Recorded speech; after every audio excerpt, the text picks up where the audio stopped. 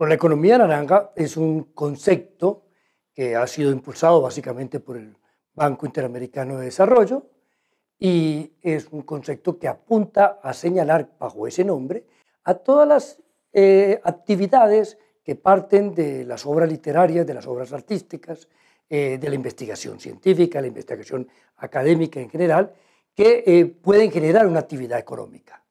Entonces se llama industria naranja porque se parte de la idea de que son industrias que se pueden exprimir, que de ellas se puede entresacar un jugo muy importante para la economía, porque la economía de nuestros países se desarrolla a partir de esa creatividad, de ese conocimiento.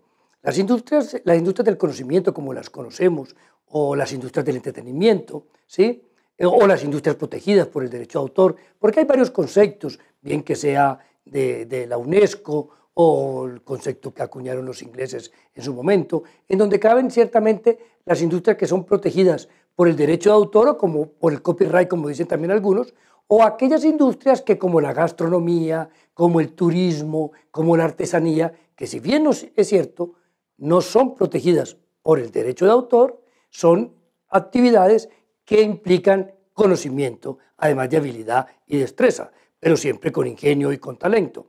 A eso se refiere este tipo de industrias.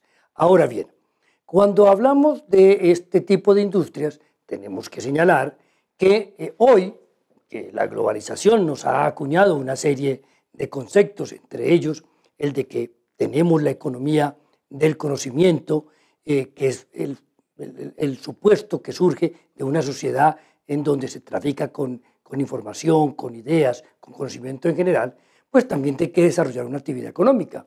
Y a juicio de los diferentes estudios que se han hecho desde la Organización Mundial de la Propiedad Intelectual, pues hoy en día las industrias del conocimiento generan incluso mucho más capital, generan mucho mayor valor agregado que las industrias clásicas como las del café, como la distribución de energía, como las de la minería, incluso juntas en muchos países.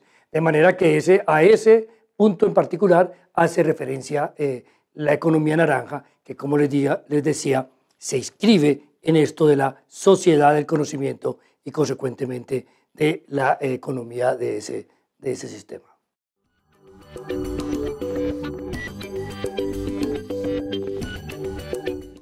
Dijéramos, primero hagamos brevemente una distinción. Propiedad intelectual es un concepto genérico, omnicomprensivo, que apunta al ingenio y el talento de los hombres, de todos los hombres, de todos los seres humanos. Esa creatividad, ese ingenio, ese talento es protegido por una forma de propiedad. Por eso decimos propiedad sobre el intelecto. Y esa forma de propiedad está casi que protegida en la mayoría de las constituciones de nuestra región. Ahora, la propiedad intelectual se divide en varias formas o expresiones. Ahí tenemos las patentes, las marcas, los diseños, los modelos de utilidad, que todos constituyen la propiedad industrial. Y de otra parte tenemos las obras literarias artísticas, que comprende el mundo del derecho de autor. Al lado de ello tenemos los derechos de los artistas sobre sus interpretaciones artísticas, las producciones fonográficas y las emisiones de radio y televisión, que constituyen el mundo de los derechos conexos. También tenemos lo que llamamos las obtenciones vegetales, que son estas manipulaciones genéticas sobre plantas para obtener una tercera u otra variedad. Como ven, entonces el concepto de propiedad intelectual es muy grande. Cuando tú me preguntas, entonces la propiedad intelectual, ¿cómo concurre aquí y cómo ha de tenerse en cuenta? Pues con los institutos básicos del derecho de autor, que son fundamentalmente un derecho moral y un derecho patrimonial, que constituyen el derecho a la paternidad, el derecho a la integridad de la obra, que son fundamentales para que la obra pueda circular y que se reconozca a través de ella al creador de la misma. Y al lado de ello, los derechos patrimoniales, de reproducción, comunicación, distribución y transformación, que son, dijéramos así, los derechos que permiten meter o incluir en el mercado las obras protegidas por el derecho de autor.